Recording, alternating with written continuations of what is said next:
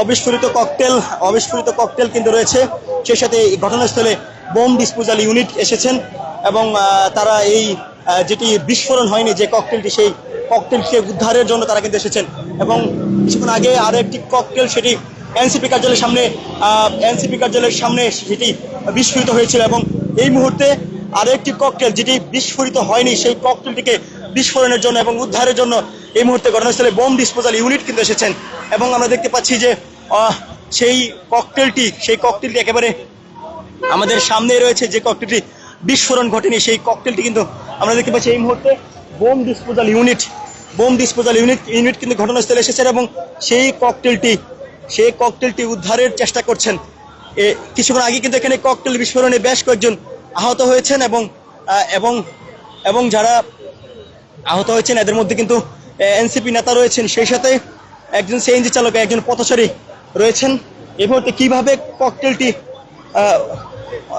অবিস্ফোরিত cocktail যেটি বিস্ফোরণ ঘটেনি সেই ককটেলটিকে পদ্মা সেতু, মেট্রো রেল এবং এলিভেটেড এক্সপ্রেসওয়ে নির্মাণের গর্বিত অংশীদার বসুন্ধরা সিমেন্ট, সেই ককটেলটিকে উদ্ধারের চেষ্টা করছেন বোম ডিসপোজাল ইউনিট।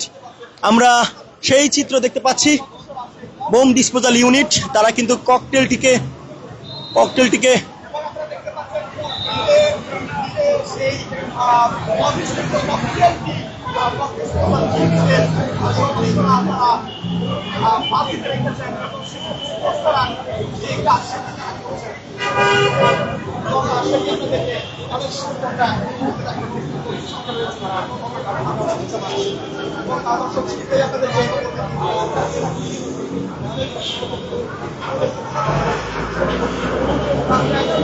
ইতিমধ্যে যে ককটেলটি বিস্ফোরণ ঘটেনি সেই ককটেলটি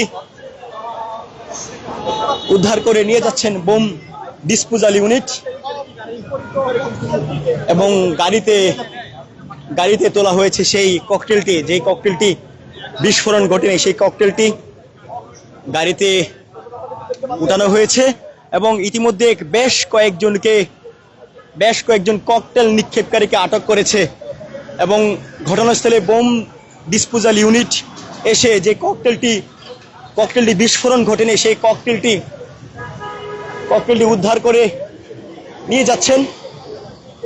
এবং এই মুহূর্তে এনসিপি কার্যালয়ের সামনে জড়ো হয়েছেন এনসিপি নেতাকর্মীরা, তারা একের পর এক স্লোগান দিচ্ছেন, সেটি আমরা দেখতে পেয়েছি। সেই সাথে যারা এখানে ককটেল নিক্ষেপ করেছিল তাদের 3 জনকে তারা আটক করেছে, সেই সাথে একজনকে গণধোলাই দিয়ে পুলিশের হাতে তুলে দিয়েছেন এবং অপর আরেকজনকে আমরা দেখেছি তাকেও গণধোলাই দিয়ে পুলিশের হাতে তুলে দিয়েছেন।